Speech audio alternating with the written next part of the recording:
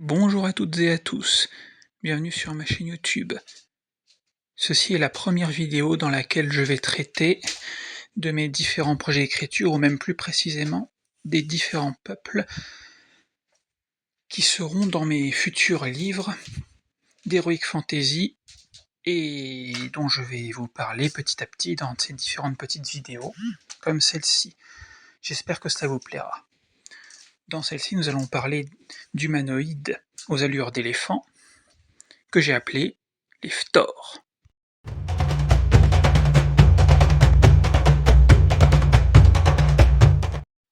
Les Phtor parcourent les déserts, les vertes plaines ou encore les savanes et les forêts.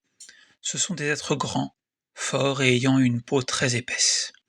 Leurs jambes sont telles des piliers de muscles et d'os, faites pour supporter leur poids, marcher ou encore courir.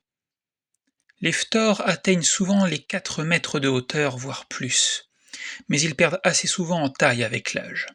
Un individu peut atteindre voire dépasser les 100 ans, mais ce sont le plus souvent les femmes de ce peuple qui arrivent à un tel âge. Ils ont une excellente mémoire, qui leur est indispensable durant leurs innombrables voyages, pour trouver de quoi se nourrir, ou, bien que cela soit rare, commercer avec d'autres peuples.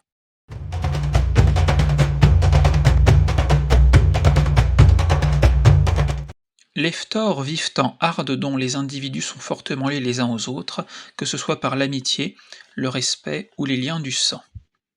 Durant ces pérégrinations, une harde traversera parfois les terres d'un ou plusieurs peuples sédentaires, bien que la plupart des Phtor préfèrent éviter ces endroits. Il existe tout de même des hardes ayant pris une certaine habitude, celle de faire du commerce de manière récurrente avec d'autres peuplades. En s'y habituant avec les générations, ces hardes font ainsi des déplacements moins longs et comblent des besoins quotidiens avec plus de facilité.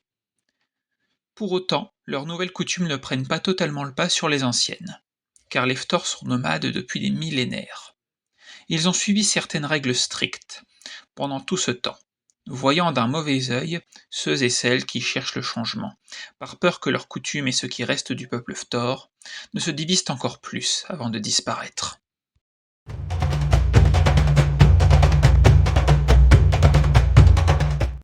Tous ceux qui connaissent les Phtor ont entendu parler des Tchalai, à savoir les guerriers tatoués, qui sont chargés de défendre le reste de la harde au péril de leur vie.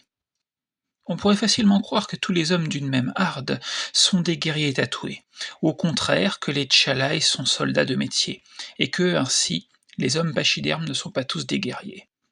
La vérité est plus compliquée.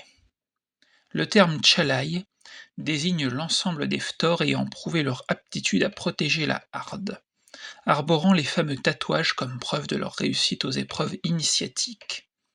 Être Tchalai n'est pas une profession proprement dite, c'est un devoir sacré, réservé aux hommes de la harde, dont chaque génération doit s'assurer que la suivante y soit préparée. Les Phtor, qu'ils soient Tchalai ou non, exercent leur métier pour la harde la grande majorité du temps, raison pour laquelle la harde évite de s'approcher des autres peuples autant que possible et s'assurer que les Tchalai n'aient pas à combattre sans arrêt. Parmi les Phtor, les femmes ont tout à fait le droit de pratiquer les métiers que pratiquent les hommes. Bien qu'elles ne soient pas censées devenir Tchalai, leur parole a au moins autant de points que celle des individus masculins. Parmi les règles que suivent les hardes depuis des millénaires, se trouve celle dictant que les regroupements d'hommes et de femmes ne doivent pas avoir lieu toute l'année. Tandis que les femmes ouvrent la marche accompagnées des enfants durant les voyages, les Tchalai, sous le commandement du Onk, plus respecté des Tchalai de sa harde, les suivent à une distance respectable. Lors des prises de décision importantes, le Onk fait partie des émissaires de sa communauté, tandis que du côté des femmes, c'est la doyenne qui est la porte-parole la plus importante, car elle parle également au nom du dieu des Phtor, à savoir Fantiko, le puissant. Mais Fantiko le puissant, nous parlerons de lui dans l'épisode prochain.